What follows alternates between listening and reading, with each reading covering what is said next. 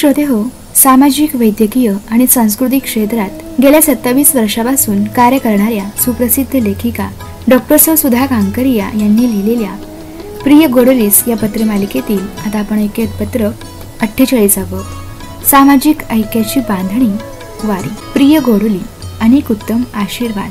आपल्या देशातील समृद्ध परंपरा व संस्कृतीचा आपणास अभिमान आहे. त्याचाच एक भाग वारी पंढरीची.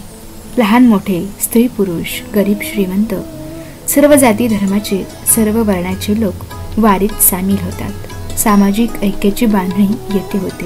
सुरेल अभंगाच्या तालावर टाळ वाजवीत एक एक पाऊल लयबद्ध पुढे पडते.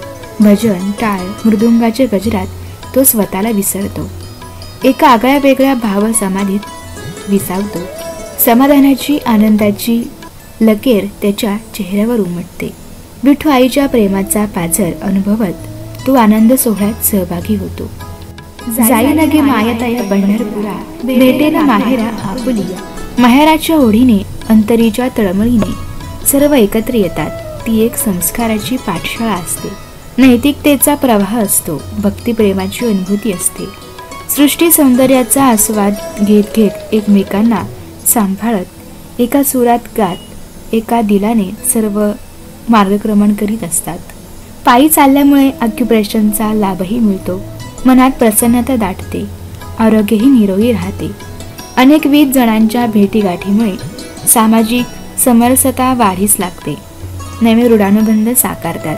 जुने अधिक घट्ट होतात. एकूणच सामाजिक क्रांती करणारा हा आनंद सोहळा आहे. आपल्या दवाखान्यात काम करणारा नवनाथ दरवर्षीच वारीला जात असतो. तिकडून आला की तो अधिक उत्साहाने, आनंदाने काम करतो.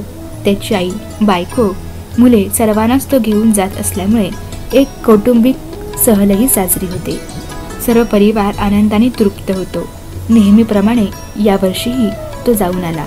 प्रसाद घेऊन आला आणि त्यासोबत एक तुळशीची माळही. त्या माळेमागचा उद्देश मी विचारला तर म्हणाला, ही माळ घातली की सत्यच बोलावे लागते. खोटे बोलता येत नाही. मांसाहार करता येत नाही.